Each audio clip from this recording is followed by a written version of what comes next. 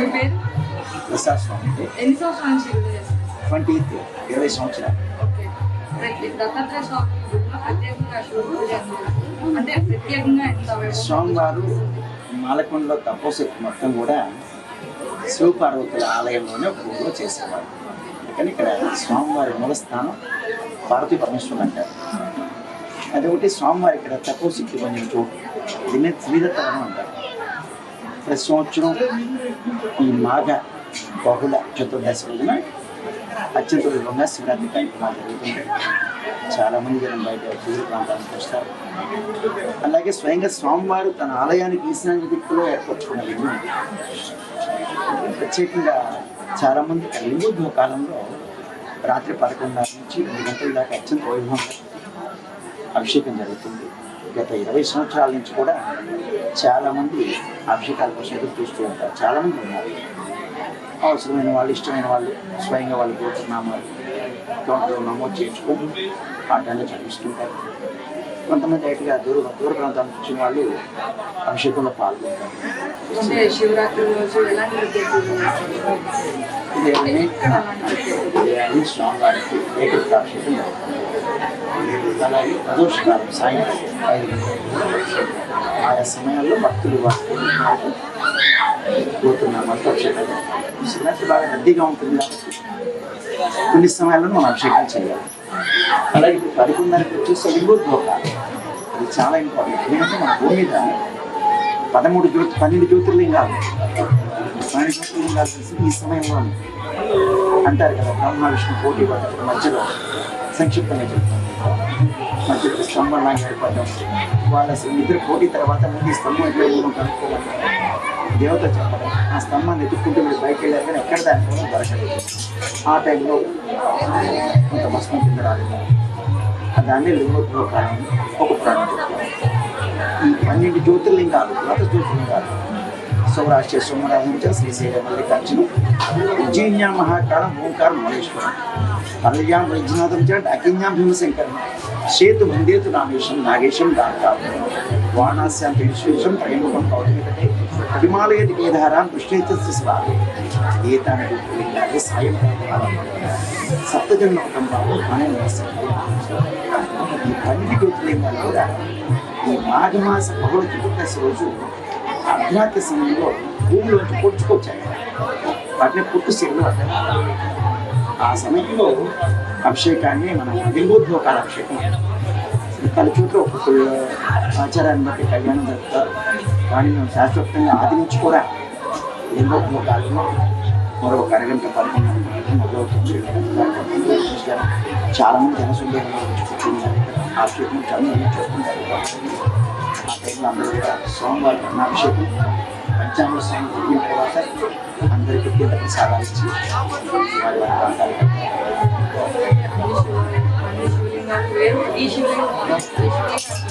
ఈశాన్యంలో పితృస్థానమైన శివుని 90 డిగ్రీల కోణంలో అమ్మవారు ఇవన్నీ ఉంటాయి. దీన్ని శ్రీదత్తవనం.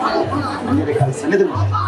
కుంగురేడు, మారేడు, అత్తి, ఇలాగా చంద్ర సన్నిధులు, గోశాల.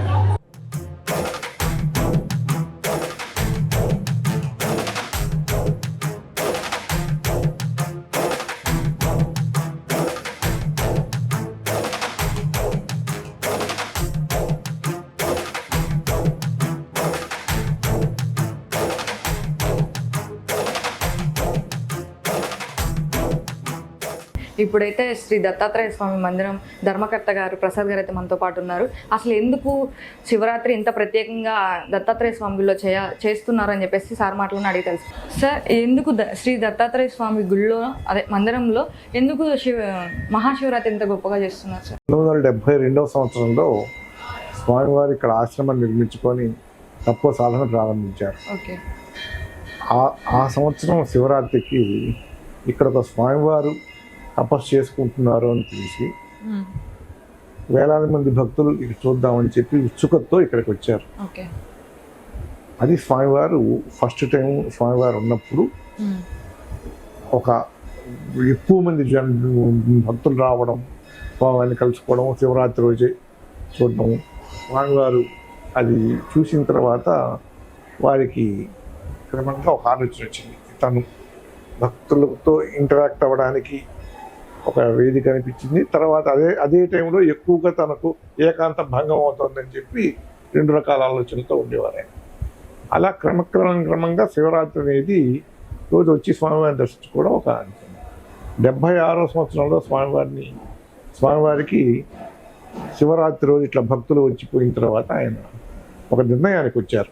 ఇలా కాదు, తను జీవ సమాధి పొందాలి ఇక్కడ అని చెప్పి నేను తీసుకున్న తర్వాత ఆయన కపాల మోక్షం ద్వారా జీవ సమాధి పొందారు. కానీ ఈ భక్తులు శివరాత్రి రోజు ఇక్కడికి రావడం అన్న ఆనవాయితీ మాత్రం అప్పటి నుంచే ప్రారంభమైంది. ఓకే, అంటే మహాశివరాత్రి రోజు శివుడికి కళ్యాణం కూడా చేస్తారు, అలా చేస్తారు సార్? ఇక్కడ కళ్యాణం ఏం జరగదు. ఇక్కడ తర్వాత ఈ ఉపాలయాలు ఏర్పడినప్పుడు శివాలయం కూడా కట్టించారు. అక్కడ లింగోద్భవ కాలంలో అభిషేకాలు చేయడం అది అలవాటుగా పెట్టారు. కానీ ఎక్కువ మంది భక్తులు స్వామివారి జీవ సమాధి మందిరం అంటే బృందావనాన్ని చూడడానికే ప్రాధాన్యత ఇచ్చి ఇక్కడికి వస్తారు శివరాత్రి రోజు.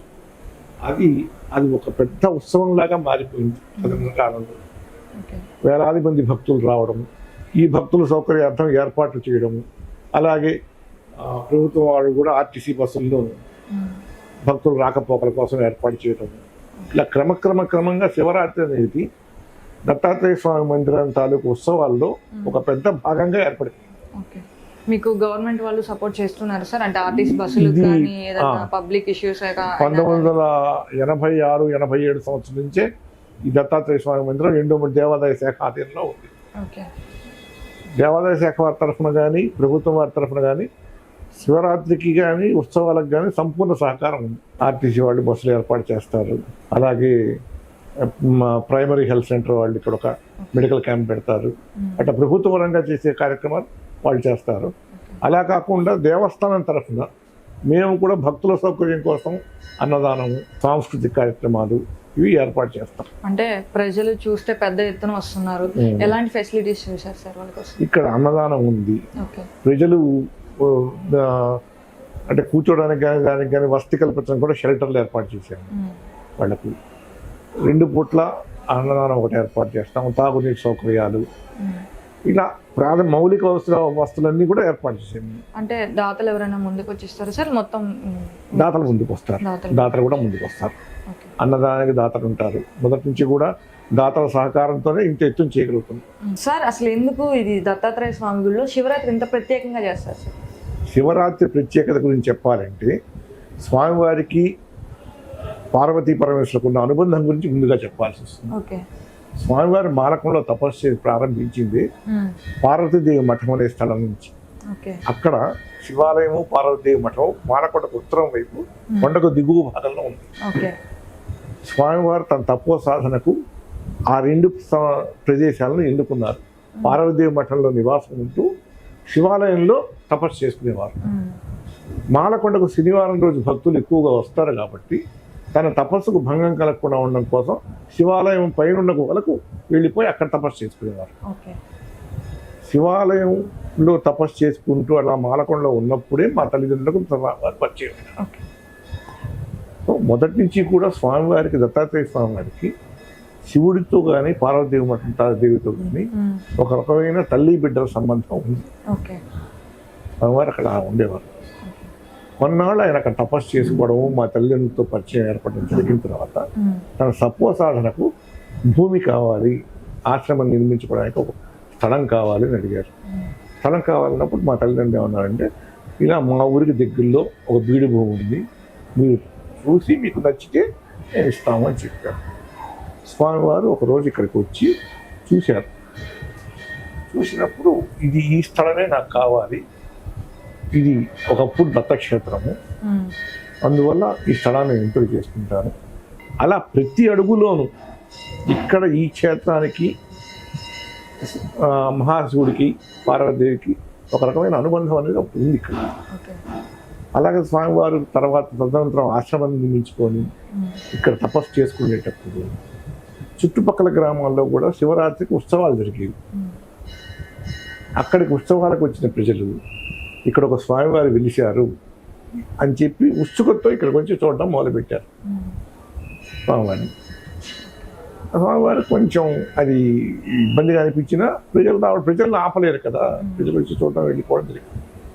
అండ్ ఫైనల్గా 76వ సంవత్సరంలో పెద్ద ఎత్తున ప్రజలు శివరాత్రికి రావడం చూడడం చూసి తనకి ఇంకా తక్కువ సాధన గురించి ఆయన ఆలోచించుకొని మా తల్లిని పిలిపించి ఆయన చెప్పారు, నాకు సాధన అయిపోయింది, నాకు జీవ సమాధి చేయండి అని అడిగారు.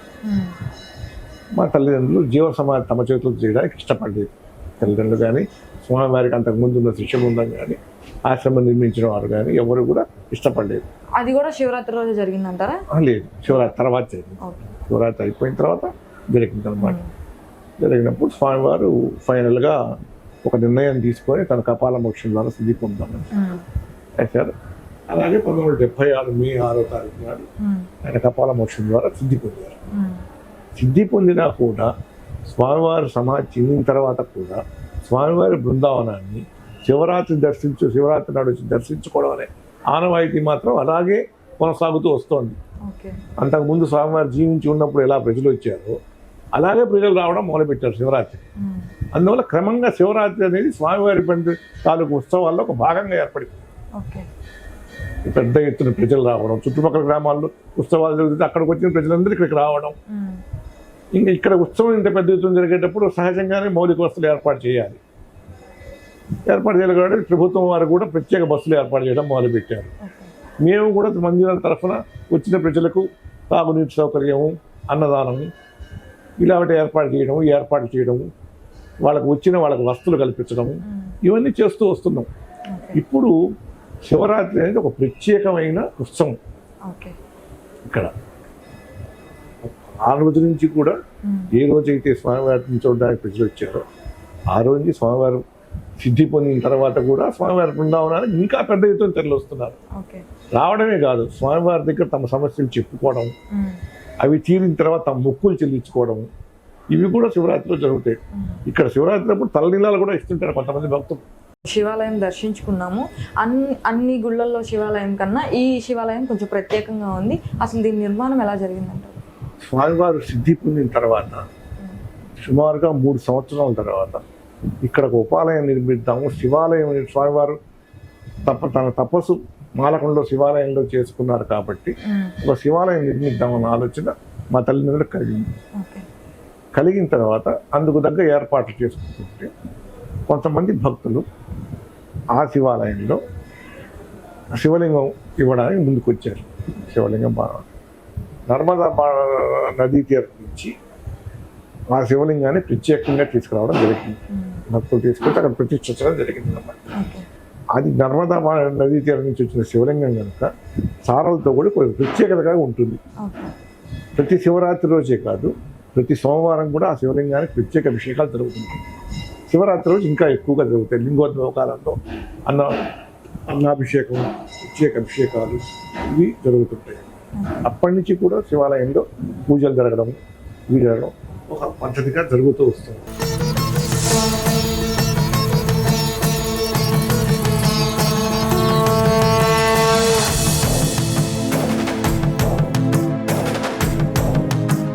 నమస్కారం అండి. నమస్కారం. మీ పేరు?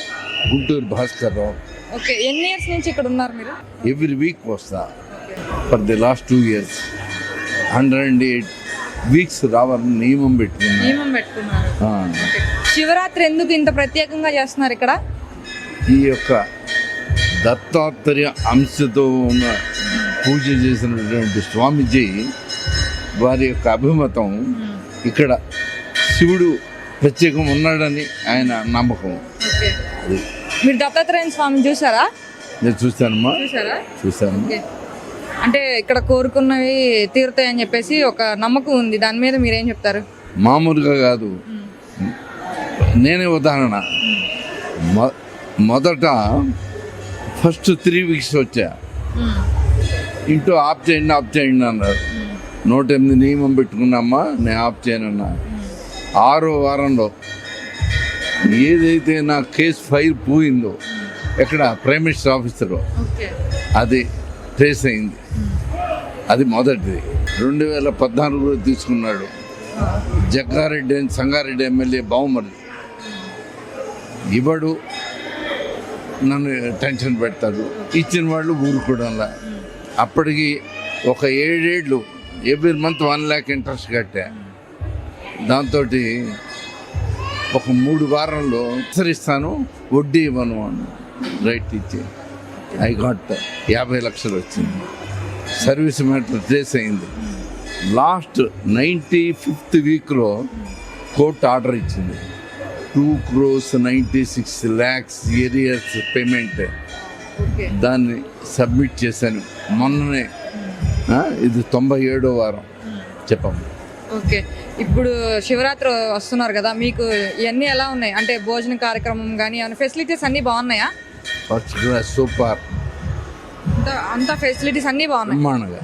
Okay sir, thank you. Last and final ఏం చెప్తారు? ఇక్కడికి వచ్చే ప్రతి వాళ్ళు మనసులో ఏం కోరుకుంటున్నారు ఓ సీల్డ్ కవర్లో పెట్టేసి పని అయిన తర్వాత వచ్చి ఇది అయింది అని చెప్పి ఆ రెండుని సబ్మిట్ చేస్తే ఫ్యూచర్ జనరేషన్లో వాళ్ళు ఓహో ఇది ఉందా అని చెప్పి ఒక ఇదిలో వస్తారు. అది దాని యొక్క ప్రత్యేకత. 2, ఎందుకంటే ఆ స్వామీజీని పూర్వాశ్రమంలో నేను చూసా. అప్పుడు సర్వీసులో ఉన్న టైం లేదు, అసలు లెక్క చేసే తాను లేదు. దాని తర్వాత నేను మడ్డి వచ్చింది ఎప్పుడే అంటే ఇక్కడ ఒంగోలు, మాది హైదరాబాద్, ఒంగోలులో అమ్మాయిని చూడడానికి రా అని చెప్పారు. సరే వచ్చి చూసా, ఆల్రైట్ సెలెక్ట్ చేశా. మళ్ళీ వచ్చి చూద్దాం అనుకున్నప్పుడు ఆయన నెక్స్ట్ అస్తమించారమ్మా. అది అంటే మీరు ప్రతి వీక్ కూడా హైదరాబాద్ నుంచి వస్తారా? అంతే అమ్మా.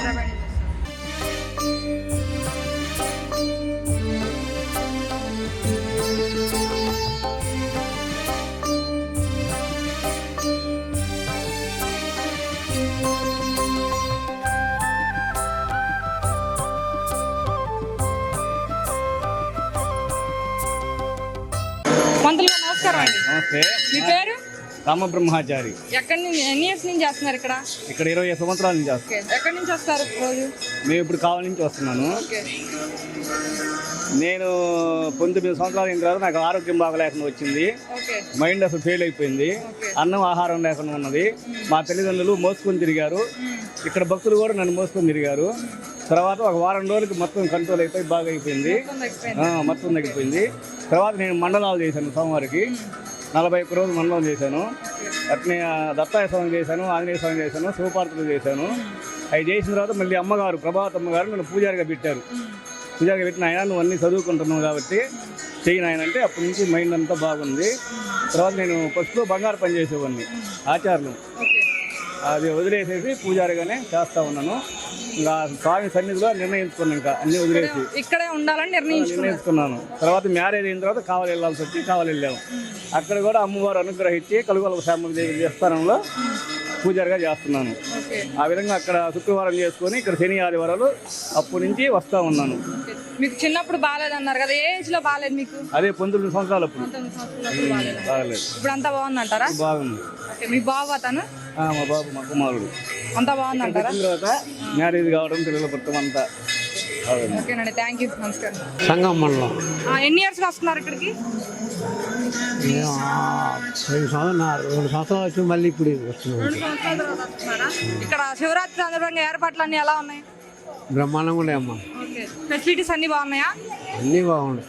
ఫుడ్ కానీ గుడికి పోవాలి, ఆయన ఎక్కడైనా బాగానే ఉంది. ఎక్కడ పెట్టినా గుడ్డే కదా శివరాత్రి రోజు. ఓకేనండి, థ్యాంక్ యూ.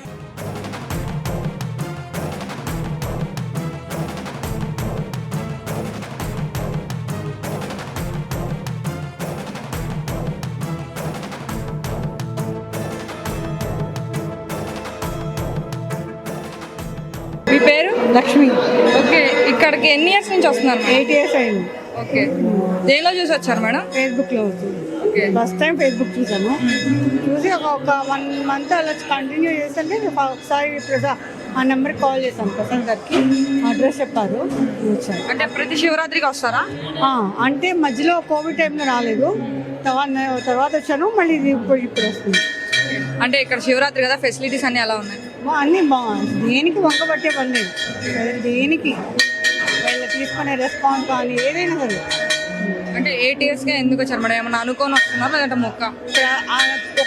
ఒకటి అనేది ఎలా చెప్పగలను, ప్రతిదీ ప్రతిదీ జరుగుతుంది. ప్రతిదీ ఓకే మేడం, థ్యాంక్ యూ.